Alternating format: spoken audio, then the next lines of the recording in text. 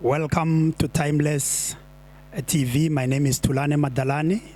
In studio today, I've got Buchule Putin, who is a surviving victim of GBV. Buchule, how are you? I'm good, Thulane. Thank you for the lovely welcome. Thank you. Today, we are marking the end of 16 days of activism against gender-based violence. We have seen women today, which you are part of, marching in Mhluzi. Can you tell us about that experience? You know what? It was a beautiful experience to see young females participating in activism against gender-based violence. You know, gender-based violence is a pandemic in South Africa on its own. But I do wish we could continue having such functions throughout the year. Let it be activism for 365 days than just 16 days during the end of each year, you know. So I wish that we can continue having such events where we empower young girls and young boys as well, because they're also affected by violence or abuse at some stage in their lives. So we shouldn't exclude them, but involve young people as a whole. For the benefit of our viewers on Timeless News TV, we are told that you are a surviving victim of GBV. Can you take us through that experience? I prefer you just say I'm a survivor. I'm no longer a victim because I'm not in that situation anymore. I was in a relationship with a former or ex-boyfriend of mine. And the period of being abused started from 2018 and it lasted up until 2019. I saw myself being involved with somebody that I actually trusted because he was my friend for like 9 years or so. And we eventually dated. And you know, when you date somebody you trust, I mean, you don't think of them in that way.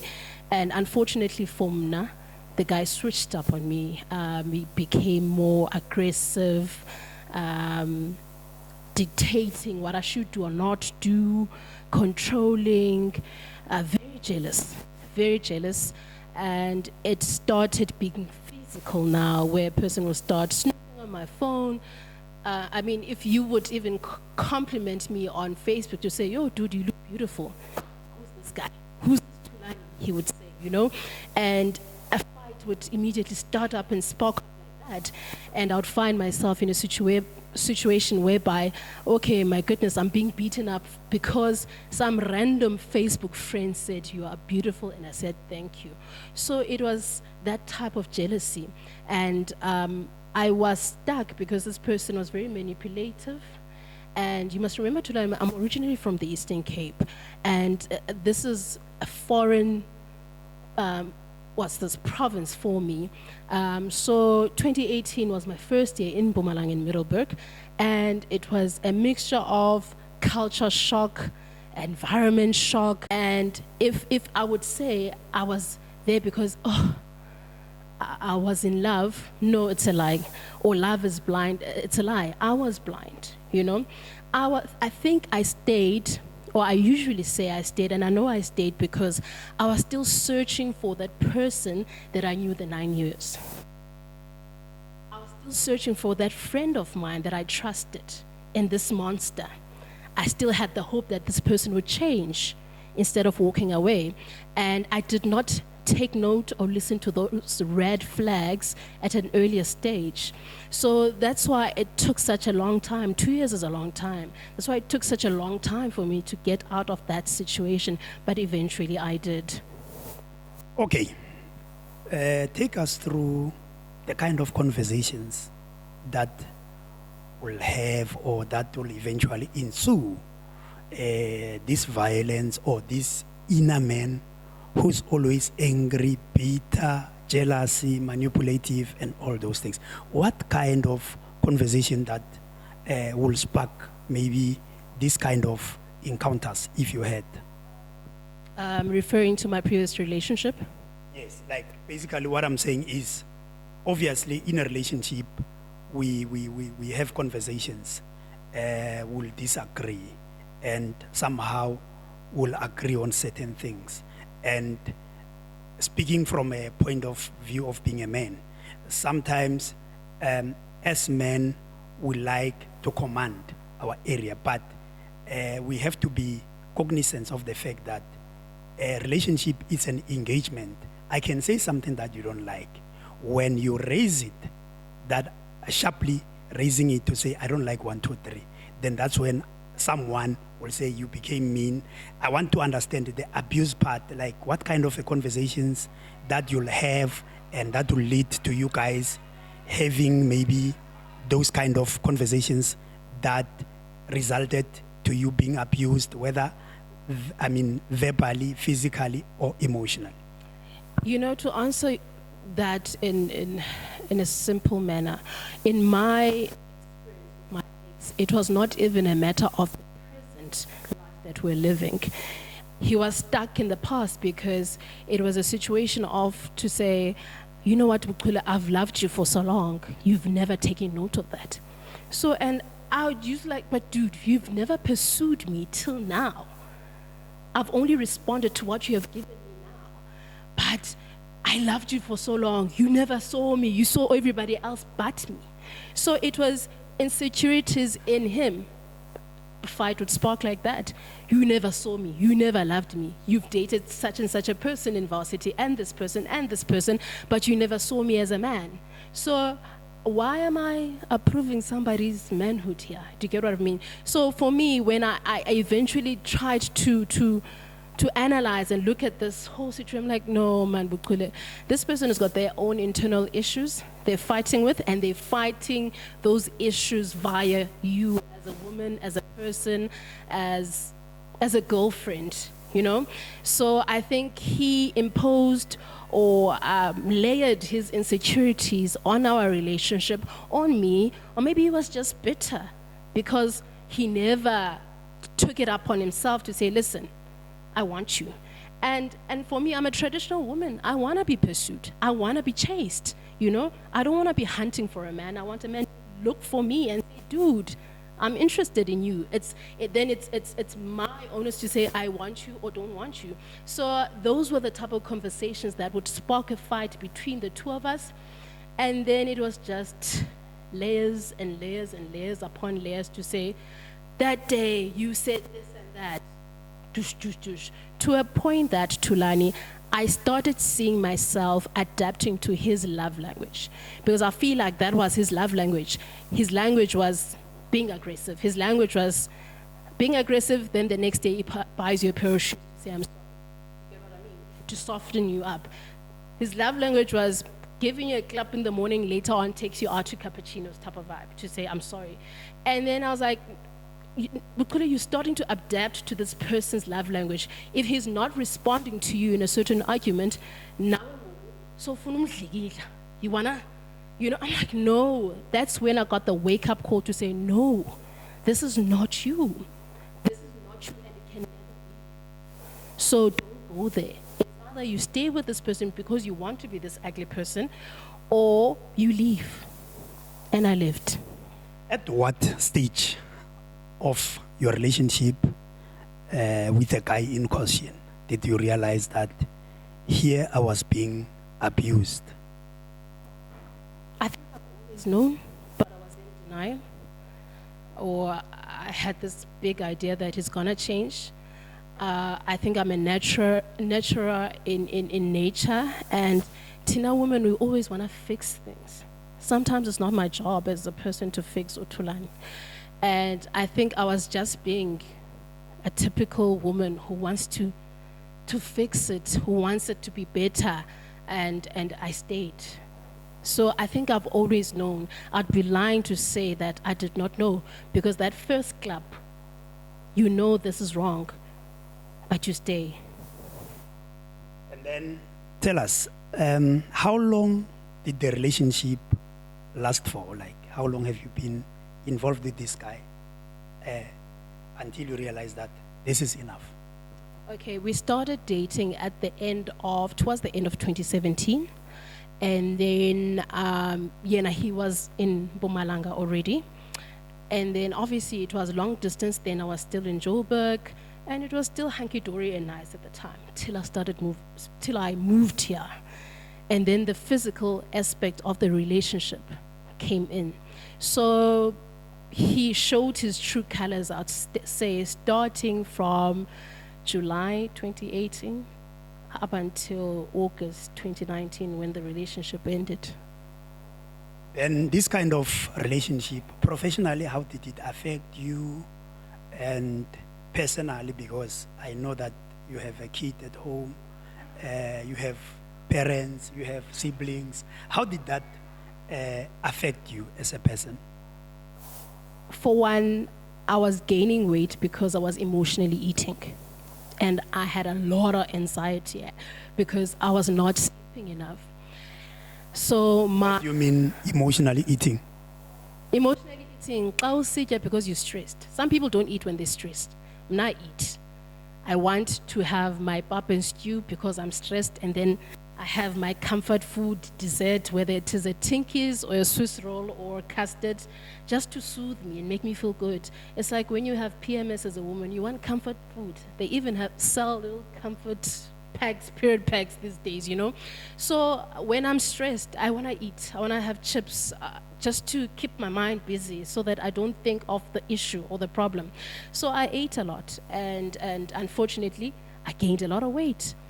And I was unhappy. Work-wise, I was unhappy. I was complaining all the time. I was really unhappy. I was this grumpy person. You know, when you go into a new environment, you need to adapt. You need to learn the characters in that environment and fit in. But that was not me. It was not really happening for me. Yes, I was smart at work, dressed up because I was hiding what's inside of me and what was at the back of my mind. But to be honest with you, I was not happy at work because of the situation that was happening at home. Fortunately for me, 2018, my son was not with me. He only moved with me 2019 and moved in with me 2019, and some of that physical abuse started to tone down a bit, but emotionally and through the phone and all the other things that my son can't see, it was still happening. Okay, you, in our previous off-record conversations, you mentioned the issue of financial abuse. Can you elaborate on that one? I don't want to touch on this. But you know what? I'll touch on this. I say it's a financial abuse mainly because I saw myself going into debt because of incidents that happened in the relationship. I'll give you one example. We were at my place and this guy started having an argument. I don't even remember what the argument was about. And then we started shoving each other and all of that. And apparently, according to him, his phone was in his pocket, which was I don't know what it was the latest at that time, Samsung as something at the time. And he forced me to pay for a cracked screen that I couldn't even prove that I broke it. And I was like, why am I paying for something, but you were beating me and I was protecting myself from you, you know? Another incident, you know my previous car, I won't mention it. But you've mentioned Samsung. It's okay, it's a phone. I don't want to mention my previous car. The Samsung was not mine, so it's okay. I don't want people attaching brands to my life and lifestyle, but yeah. And I don't use a Samsung. Okay, I do now, but yeah. Anyway, you get what I mean, man. My previous car, you know it. And this guy, we were at his place. We were from Joburg, I remember, and we had driven with my car, and we were at my sister's place. This is when the You Beautiful incident on Facebook happened, actually. So we came back to Middelburg, went to the park at Taliad, chilled with a couple of friends. Gandhi, this guy is searching through my phone. And I'm famous. When you're dating a person, you're dating that person, you don't mind with your phone if you are an honest lover. I think I am. And he checked I don't know what he was looking for, to a point that he couldn't find it on WhatsApp, that he went to my Facebook and saw that you are beautiful, Buchule, and I said, thank you, and it was a problem. By the time we got home, he was just on me. Who is this person? I won't mention the guy's name. Who is this person? Who is this person? And I'm like, what are you on about? After some time, only to find out he's referring to a message in an inbox saying, you are beautiful, and I said, thank you, and I ran away. And as I ran away, starting the car, because I was parked behind him, rushed to the gate. I can't open the gate. He has to open the gate for me. Rushed back to say, dude, open the gate. I want to leave. This guy reverses on me. And his car has a reverse camera. Obviously, it told him he's close to me. So for me, he did it on purpose. He bumped my car, and there was it broke somewhere in the front, and we had issues with the repayment or fixing of that car. I ended up having to cough up money regarding lo moto leyo. So that's what I mean when I mean financial abuse, you know. Another incident, he pushed me. Oh, he didn't want to pay for the car. So he was just sending me insults on my WhatsApp, telling me he won't repay me, and all of that, to a point that I retaliated. And I took a gravel and just threw it at his Jeep. He was driving a Jeep at the time. Broke the window, I had to pay for that. Only because this person does not want to repay my car that he bumped because he was beating me because of a message from Facebook. Can you see the pattern? Yeah. So that's what I mean. I felt like I'm being financially abused while I'm being physically and emotionally and mentally abused at the same time. Okay. Is that fair, or I'm being one-sided? Well, no, that's your story. I think Yeah. we're here to hear your side of the story. So to balance the story, we can still do our... You can call him. we can still do our journalistic duties to investigate further. Yeah. So after all this time, who did you open up to? Who did you speak to? And what kind of help were you getting? Was it a friend-to-friend help, or was it a professional help where you finally said, this is it, I'm not going to go back there? You know what? With all the help you can get in the world, I think the decision lies with the person, with the victim. We've tried counseling together, trying to resolve our mess and the abuse and everything. And the only thing I received after that counseling was a beating to say, you knew that psychologist, she was siding with you, there's no way I'm going back there. So I stopped the counseling. And then I started having an attitude towards it because, wow, it reminded me of that incident. And then I had friends that I spoke to. And to be fair on my friends, as much as they can say, you leave him, or the decision lies with them. It does not lie with them. And most of my friends are in Joburg, the Eastern Cape, you know. So I had nobody here, but my mother eventually knew what was happening. And she had a conversation with the both of us, you know. And that's when actually the physical abuse stopped. But to be honest with you, I did not have any professional help. I think I had, or I know I had, the support of my friends. Even my sisters didn't know what was happening, but my friends knew, and they helped me through the entire ordeal. Okay. Then, after the ordeal, did you yearn to go into the dating space again? Or how did you heal? Or how did you heal throughout this process? I am dating now, but that took some That's time. good. That took some time, because I definitely know that as a human being, I did not leave the relationship with hatred or hate towards the guy. I still had feelings for him. I'd be lying if I said I didn't. But it was a matter of life and death. Uyahlala up, I get beaten up to death, or you just, uyazibulala, you get depressed and then you start hanging yourself or something, because those are the results of being in a depressed situation. Or you expose your son to this relationship. Do you want this for yourself? So when I left, I took some time for myself. And like I've said before, for me, my new go-to place or survival place or place of comfort became gym. Because of all the eating I was doing, I had gained so much weight. You know me. I had gained so much weight, and I started gym. Bit by bit, it was very difficult, but that was my therapy. It was my safe space. And I started boot camp, and I have relationships now with people there who are just there to empower and motivate and tell you are doing great.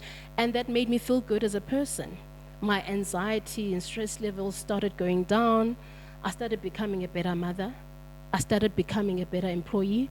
I started becoming a better colleague and approaching things differently at work and in my life, especially at home with my son. So it took me some time to date, though. I can't say how many months after or whatever, but I spent some time alone. I spent some time alone because I don't know. I had that thing that says I don't trust men. Okay, most of I don't want to use the word victim again, but most of people who have recovered from bad relationships, they become ambassadors for victim support centers. They keep busy, they speak on public platforms. So currently, what kind of a program do you have that could be helpful in releasing some people that are still being yoked by those kind of relationships? I don't have a program for that. To be honest with you, I did not want to be that typical survivor of GBV. What's wrong with that? There's nothing wrong with that.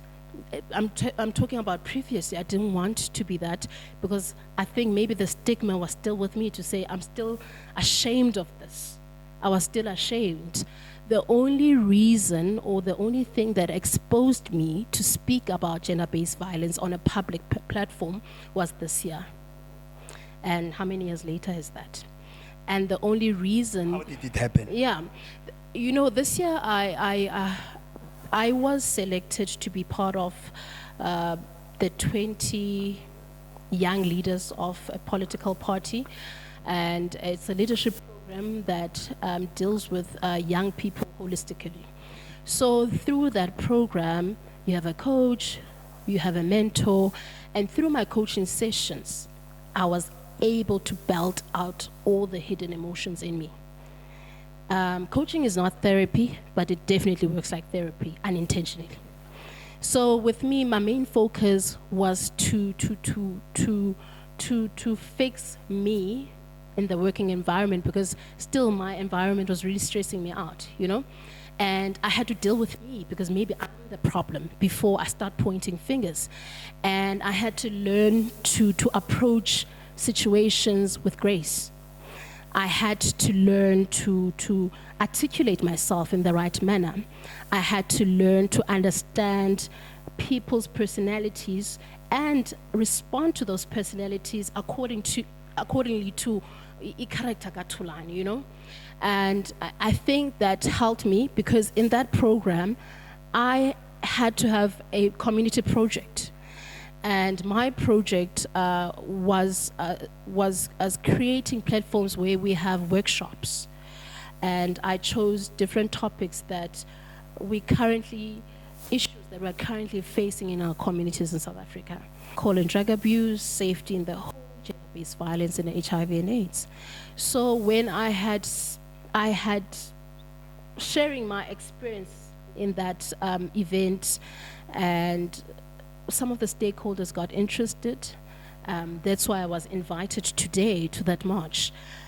So, like I said, today was the first time I was actually formally standing up to say, listen, I'm a survivor. I've been through this and this, and maybe I will continue. You come from Eastern Cape, wherein we have seen the vicious killing of young female students. The one that comes to mind, I think, is Mkhwejana, if I'm pronouncing the surname correctly. Don't you feel that you're duty bound, maybe ngoko xa uya ekhaya over this festive season, you can go and have programs that will be empowering, educational, Wow. about this kind of stuff? That's too much. Listen, that's too much and short notice. But I think, you know what? I think I have some calling to do something, right? Whether it is in the Eastern Cape or Mpumalanga, upon decoy, it will reach the right person. Yes, I will continue with my program. I did not just do it because I wanted to graduate in the leadership program. Yes, I will interact and work with other stakeholders within the Nkangala district, attacking different issues that are faced in different communities. Yes, I will share my story going forward. And whoever is in Mpumalanga and in the Eastern Cape or Cape Town, whatever it is, eventually I will be a good influence in their lives. Because even here, gender-based violence is hectic. It is hectic. So, clean down Dikuyo, can I be of use where I am? You know, I don't want it to be like a December or festive vibe where I'm busy speaking about gender-based violence, but where I am, where I'm given a platform and a platform to speak and share my experience and motivate somebody else or empower somebody else, I'll do it. Finally, we see most of surviving abused ladies writing books, doing memos, documenting stuff about what really happened. So, what direction are you going to be taking? You know what? I don't see myself going the direction of gender-based violence. I don't know why. I think, or maybe I should, because it's something that I've lived through. But initially, I had a vision of doing something on family life and mainly focusing on drug abuse. Mainly because we, in my family, grew up with a brother who is a drug addict and he's still using drugs till today. But the thing is, I haven't done anything about it because it would be unfair to share somebody else's story whether or not they haven't recovered, because he hasn't recovered or survived the abuse of drugs. So it's been on hold. It's just the idea is there, the experiences are there with him, you know, but he's still an addict. So that's why it's on hold. Maybe that is something I should look into. I don't know. But it would have to be something that I plan in my long-term goals going forward. Buchule Putin, thank you so much for your time. Like our TikTok channel, it's called Timeless News TV, and also like our Facebook page, and also like our YouTube. Viewers, it has been a wow experience hearing from Buchule explaining her side of the story. My story is told. I'm out of here.